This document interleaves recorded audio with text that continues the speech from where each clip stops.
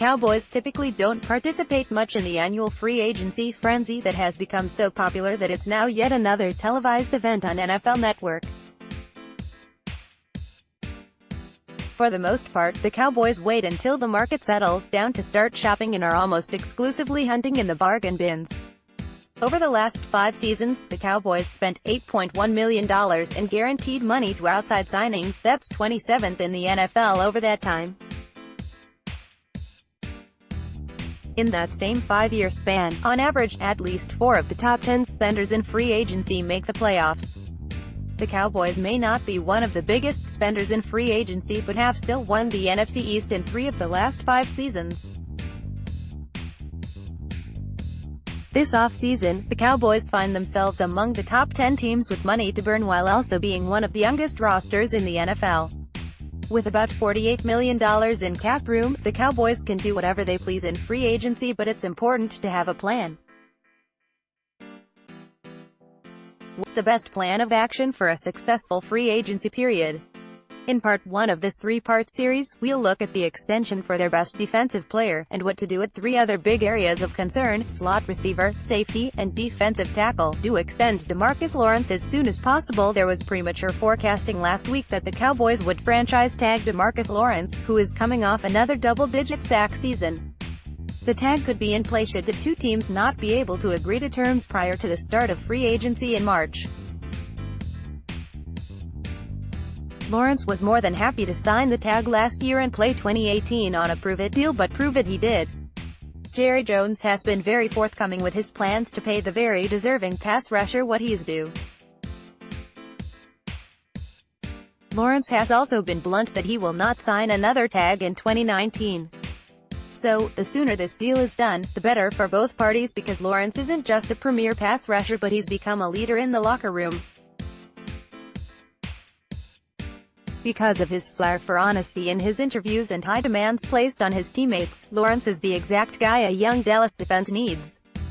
The deal itself is likely going to be just short of what Khalil Mack received from the Chicago Bears. Lawrence's market value will allow him to command north of $19 million per season, and it wouldn't be shocking to see him hit $21 million per year. If you look at positional spending each off-season, pass rushers get paid. With all the money given to quarterbacks, it's only natural to spend serious coin in being able to get to the quarterback. Projected contract based on market value: 6 years, $132 million, $86 million GTD, $21.9 million AVG. Per season. Don't pay premium price for slot receiver. Cole Beasley has been vocal that he would like to take this opportunity in free agency to get paid among the best slot receivers in the game. He also would like to go to a team that will have more opportunities for him in the game plan. It doesn't suggest a return to the Cowboys, but never say never. For the right price, the Cowboys would certainly want him back, but they should not prioritize re-signing Beasley by any means. Sure, Julian Edelman just received the MVP at the Super Bowl, but you could argue a defensive player truly deserved that honor. Slot receivers have their value, and for the Patriots, that role is bigger than most. Still, Edelman was resigned prior to this past season. The deal was for 2 years, $11 million, with only $7 million guaranteed. Cole Beasley has played in 103 games since 2012 to Edelman's 76 games, but the production isn't even close. Beasley will be 30 years old. His market value will likely be a 2- or 3-year deal with an average between $5 million, $7 million per season. Even that may be too rich for Dallas to match, especially when there are guys like Deebo Samuel and Penny Hart in the draft. To explore the safety market, Earl Thomas and beyond. We already know that there is mutual interest between Earl Thomas and the Cowboys. Though that's the name at the top of everyone's wish list, it's not the only name to consider. Last year, the Cowboys were content with what they had in Jeff Heath and Xavier Woods. At least, that's what they said publicly. They wanted Thomas in a trade but weren't excited about the rest of the market, so they stuck with what they had. Xavier Woods played well in his second season and is someone to build around, but it's time to look for a more reliable option than Jeff Heath. Not that Heath has been a bad player, but he's better off the bench than being asked to start. Heath missed 14 tackles in 2018, that was the most missed tackles at the safety position. More than anything, the Cowboys need to find a play-making presence on the back end. If that's Earl Thomas, great, but there are also guys like Clinton Dix, Landon Collins, Tyrann Mathieu, and many more. The Cowboys may be able to get a sizable discount if they go after a young guy like Adrian Phillips, who is a free agent from the Chargers. Phillips is only 26 years old, plays mostly free safety, and will be a forgotten name in an oversaturated market. Phillips had 65 solo tackles, 10 passes defensed, 4 tackles for loss, a pick, and a forced fumble. There are going to be lots of names out there, and it will benefit the Cowboys to explore them all.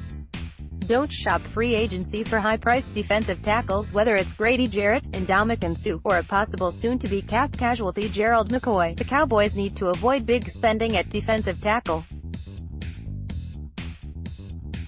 It's not that Dallas doesn't need some help in that area, but they would be best served to re-sign Daquan Jones or Karan Reed and move on to the draft. Sheldon Richardson would be a nice grab, but his current market value is north of $8 million per season, and he hasn't exactly lived up to expectations of a first-round pick. If you can swing a deal for half that price for Benny Logan, a surefire run stuffer, that would be smart spending. The Cowboys have tried before with Henry Milton and Cedric Thornton, neither of which worked out. Though the Cowboys need to fortify the middle of their defense, they really need it to be a guy that can stuff the run.